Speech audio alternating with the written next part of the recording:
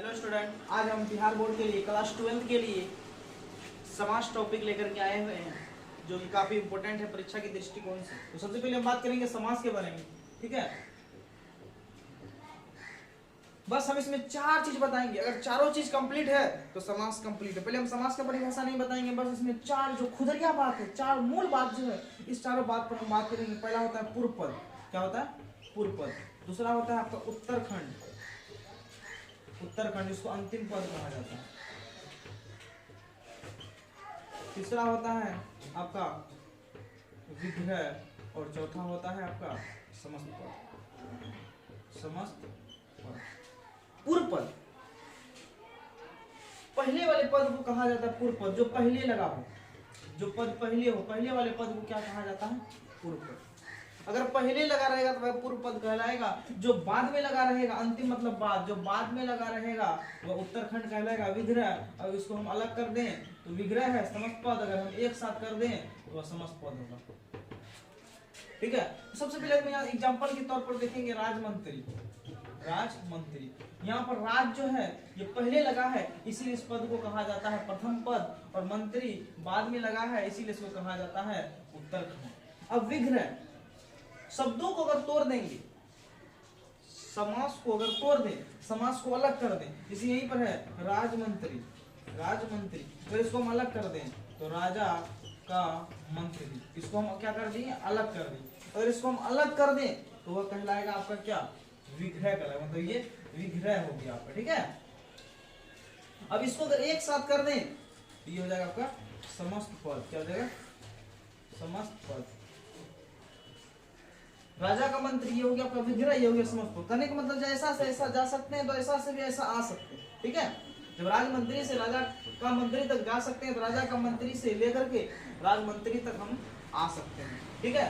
तो ये हो गया आपका, ये राजमंत्री, ये समस्त पद है, एक साथ है, और ये जो है आपका राजा का मंत्री, ये विग्रह हो गया। अब यहाँ राजा ये क्या है? आपका प्रथम पद है, और ये क्या है? अंतिम पद है। यानी कि प्रथम पद और अंतिम पद को अगर जोड़ दिया जाता है तो वह समस्त पद आ जाता है। प्रथम पद और अंतिम पद को जोड़ दिया जाता है तो कौन सा पद आता है? आपका समस्त पद आ जाता है, ठीक है। हाँ जी, ये चार चीज आप समझ गए। उसके बाद अब समास के भेद पर बात करेंगे। समास का अर्थ होता है इसको संक्षिप्त करना। क्या करना? संक्षिप्त करना, ठीक है। हाँ जी, समास दो शब्दों से मिलकर बना होता है, सम प्लस आस। समास का विच्छेद की अगर बात करें, सम प्लस आस। अब समास की परिभाषा पर बात करेंगे। जैसे अगर यहाँ है राजमंत्री, राजमंत्री तो क्या हो जाएगा? राजा का मंत्री। अब यहाँ जो ये का है ये विभक्ति चिन्ह, का क्या है?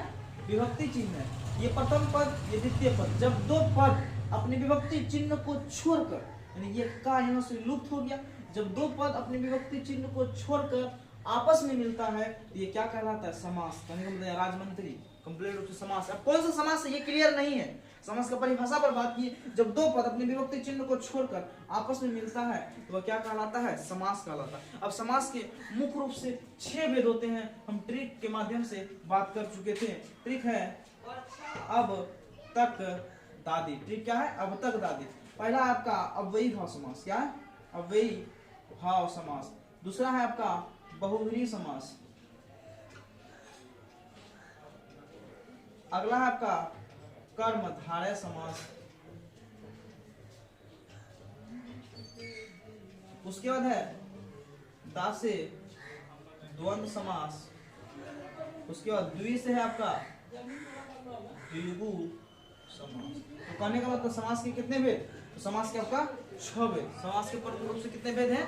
6 भेद है। अगर पहला बात करें हम तत्पुरुष समास, जिस समास का तत्पुरुष समास में क्या होता है? तत्पुरुष समास, ठीक है, जिसमें उत्तरखंड प्रधान हो। क्या हो? उत्तरखंड प्रधान हो। जैसे अगर हम बोले राजमंत्री, उत्तरखंड कौन है? बाद वाला पद मंत्री, मंत्री तो है लेकिन किसका? राजा का। गंगा जल, जल तो है लेकिन किसका? गंगा का। उत्तरखंड अगर प्रधान हो तत्पुरुष समास होगा। चिरीमार, मारने वाला, किसको मारने वाला? चिरीमार, चिड़ियों को मारने वाला। तो कहने का मतलब वहां उत्तरखंड प्रधान है तो आपका क्या हो जाएगा? तत्पुरुष समास होगा। दूसरा है कर्मधारय समास। कर्मधारय समास, ठीक है, जिसमें विशेष विशेषण हो जाए। जिसमें विशेष विशेषण अगर हो जाए तो वह कर्मधारय समास होगा। ध्यान देना है, विशेष विशेषण क्या होता है, उसी को उपमान उपमेय भी कहा जाता है। जिसमें उपमान उपमेय हो या विशेष विशेषण हो उसे कहा जाता है आपका कर्मधारय समास। जैसे अगर हम बात करें नील कमल, कमल के समान नयन, ठीक है, कमल नयन, कमल के समान नयन। नील गाय, नीली है जो गाय, उसकी विशेषता है कि गाय है रे भाई कैसा है, नीली है, लेकिन कौन है ये क्लियर है, ये क्लियर नहीं हो रहा। कमल नयन, कमल के समान नयन, किसका है, क्लियर है नहीं है। नीलकंठ, कंठ तो है लेकिन नीला, किसका, भगवान शिव शंकर अर्थात महादेव, ये क्लियर है। अगर क्लियर हो जाए, समान अर्थ को छोड़कर अगर विशेष अर्थ ग्रहण कर लिया तो वह समास आपका कहलाएगा बहुव्रीहि समास। अगर क्लियर नहीं हुआ, जैसे कमल नयन, कमल के समान नयन, नील गाय, नीली है जो गाय, गाय की विशेषता है क्या रे भाई, नीली है, लेकिन कौन गाय नीली है ये क्लियर है, क्लियर नहीं है, तो आपका कर्मधारय समास। अगर क्लियर हो जाए तो आपका बहुव्रीहि समास। जैसे नीलकंठ, कंठ तो है नीला, कौन, तो अर्थात महादेव, भगवान शिव शंकर। वीणापान, जिसके हाथ में वीणा हो, इसका मतलब कौन, कौन, तो मां सरस्वती। ये क्लियर हो रहा है, अगर क्लियर हो रहा है तो वह कहलाएगा आपका तीसरा नंबर बहुव्रीहि समास। क्या कहलाएगा आपका, बहुव्रीहि समास, ठीक है। अगर क्लियर नहीं हो तो कर्मधारय समास, अगर क्लियर हो जाए तो आपका कहलाएगा बहुव्रीहि समास, ठीक है। जैसे आ जाइए, आओ, पीतांबर, पीला वस्त्र धारण करने वाला, अंबर मतलब वस्त्र, पीता मतलब पीला, पीला वस्त्र धारण करने वाला अर्थात को विष्णु जी। तो कहने मतलब अगर क्लियर हो जाए तो आपका कहलाएगा बहुव्रीहि समास, अगर क्लियर नहीं हो तो कर्मधारय समास। कभी कभी एग्जांपल में ऐसा आता है, जैसे अगर मान लिया दिया रहेगा नीलकंठ, यहाँ पर कंठ की विशेषता है कि भाई नीला है, अगर कर्मधारय और बहुव्रीहि ऑप्शन दोनों में है तो जरूर है कि नीलकंठ, कोई खास आदमी का नाम प्रकट हो रहा है, विशेष आदमी का नाम प्रकट हो रहा है तो वह बहुव्रीहि समास हो जाएगा। अगर उसमें बहुव्रीहि ऑप्शन में नहीं है, अगर नीलकंठ पूछा है तो हम कर्मधारय मार के आएंगे, क्योंकि नीलकंठ में ही पता चल रहा है कि वह कंठ की विशेषता ही तो बतला रहा है, ठीक है। अगर बहुव्रीहि रहता तो हम बहुव्रीहि मार के आते, ठीक है। अगर बहुव्रीहि कर्मधारय और बहुव्रीहि दोनों है तो उस स्थिति में पूछा है कि नीलकंठ में कौन सा समास है, सीधा हम नीलकंठ से पता चल ही जाता होगा कि वह भगवान शिव शंकर है, इसीलिए वहां पर हम बहुव्रीहि मारते हैं। अगर नहीं पूछता, अब बहुव्रीहि ऑप्शन में नहीं रहता तो कर्मधारय हुए करते, क्योंकि नीलकंठ की विशेषता है, ठीक है। आज गजानन, गज ऐसा मुख है, हाथी ऐसा मुख, आनंद मतलब मुख, हाथी ऐसा मुख है, किसका, अर्थात गणेश जी का। तो यहाँ पर गजानन में कौन सा समास, अगर ऑप्शन में बहुव्रीहि नहीं है तो कर्मधारय है, तो कर्मधारय मानेंगे, क्योंकि वो उसकी विशेषता है। क्या मुख तो सबका हाथी जैसा नहीं होता है, अगर वो किसी का मुंह हाथी जैसा होगा तो वह खास होगा, खास होगा तो विशेष होगा। यही विशेष के कारण, इसी विशेषता के कारण जो कौन सा समास होगा, कर्मधारय समास होगा, ठीक है। हाँ, अगर बहुव्रीहि ऑप्शन में नहीं है तो कर्मधारय मारेंगे, अगर ऑप्शन में बहुव्रीहि है ऑलरेडी बहुव्रीहि मारेंगे, क्योंकि गजानन कहने से पता चल जाता है कि वह गणेश है। उसके अगला है द्विगु समास, द्विगु समास, द्वि का मतलब होता है दो, ये दो क्या है, खुद ही संख्या, दो क्या है, खुद ही संख्या, और ये विशेषता बतलाएगा किस रूप में, संख्या के रूप में विशेषता बतलाएगा। जैसे त्रिभुज, पंचभुज, चौराहा, चौराहा, चार, क्या आ गया, संख्या आ गया, ये आपका द्विगु समास है। पांचवा है अव्ययीभाव समास, पांचवा क्या है, अव्ययीभाव समास। अव्ययीभाव जिसका पहला पद अव्यय हो अथवा उपसर्ग आ जाए, उपसर्ग हो सकता है, उपसर्ग प्रति आ जाए, हो सकता है उपसर्ग आ जाए, ये सब आ जाए तो समझ जाना है आपको कौन सा समास है, अव्ययीभाव समास। जैसे यथाशक्ति, अब यथाशक्ति, शक्ति के अनुसार, शक्ति कितना है, क्लियर है नहीं है, तो कहने मतलब ये अव्यय वाला सेंटेंस है, इसीलिए जो है आपका ये कौन सा समास होगा, अव्ययीभाव समास होगा। अगर आगे हम बात करें भरपेट, भरपेट, यथाशक्ति, ये सब आ जाए, भरपेट, यथाशक्ति, प्रति, उप, ये सब आ जाए, उपगंगा, ये सब उपसर्ग आ गया, समझ जाइए ये अव्ययीभाव समास है। आगे अगर हम बात करें छठा समास, यह आपका द्वंद्व समास। क्या है, द्वंद्व समास। जिस समास में दोनों पद प्रधान हो उसे क्या कहा जाता है, द्वंद्व समास। जिस समास में दोनों पद प्रधान, जैसे माता पिता, माता और पिता, भाई बहन, भाई और बहन, ठीक है, दोनों पद प्रधान हो तो वह कहलाएगा आपका समास पर बात कर रहे हैं। जिस समास का दोनों पद प्रधान हो उसे क्या कहा जाता है, द्वंद्व समास। जैसे माता पिता, भाई बहन, देवासुर, यहाँ देव और क्या हो जाएगा, असुर हो जाएगा। देव और असुर ये दोनों एक दूसरे का क्या है, पूरक। देव और असुर ये दोनों एक दूसरे का क्या है, पूरक है। आजकल, आज और कल, आज और कल, योजक चिन्ह नहीं है, योजक चिन्ह नहीं होते हुए भी द्वंद्व समास है। अयोजक चिन्ह होते हुए भी द्वंद्व समास नहीं होगा, कोई कोई ऐसा, जैसे अगर हम बोले धीरे धीरे, योजक चिन्ह होते हुए भी ये द्वंद्व समास नहीं है, ये अव्ययीभाव समास है। धीरे धीरे, क्योंकि एक दूसरे का पूरक नहीं है। दिन दिन, दिन दिन, ये एक दूसरे का पूरक नहीं। अगर दिन रात रहता तो द्वंद्व समास होता, लेकिन यहाँ दिन दिन, प्रतिदिन, दिन दिन तो क्या कहेंगे, प्रतिदिन। रात रात, रात रात, मतलब रातों रात, रातों रात काट करके निकल गया, रातों रात रात रात आ गया, तो ये आपका अव्ययीभाव समास हो जाएगा। ठीक है, क्योंकि यहाँ देखिए योजक चिन्ह है, योजक चिन्ह होते हुए भी द्वंद्व समास नहीं, पता चला क्यों? क्योंकि एक दूसरे का पूरक नहीं है।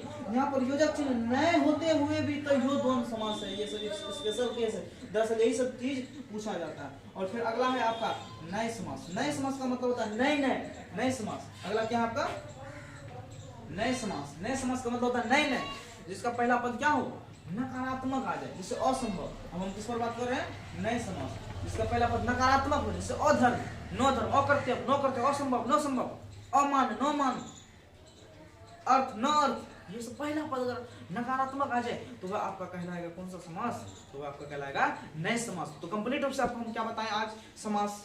समास में मुख्य रूप से 4 चीज पर चर्चा की। समास का अर्थ होता है संक्षिप्त करना, छोटा करना। समास का विच्छेद होता है सम प्लस आस। समास का विच्छेद क्या होता है, सम प्लस आस। ठीक है, तो समास में मुख्य रूप से 4 पद के बारे में बताया। एक पूर्व पद, जो पहले लगा हो पूर्व पद कहलाएगा उत्तरखंड, जो बाद में लगा उत्तरखंड। विग्रह, शब्दों को अलग करके समासों को तोड़ने की प्रक्रिया विग्रह कहलाती है। समासों को तोड़ने की प्रक्रिया विग्रह कहलाती है। जब समासों को एक करना होता है, शब्दों को एक, विग्रह क्या होगा, एक करते हैं तो वह कहलाता है समस्त पद। मतलब विग्रह को क्या करना, एक करना समस्त पद कहलाता है। और इसको हम समासों को अगर तोड़ दें, अलग कर दें तो क्या कहलाएगा, विग्रह। ये 4 चीज समझ गए तो उसके बाद समास का भेद बताएगा। आपको ट्रिक के माध्यम से बताए थे।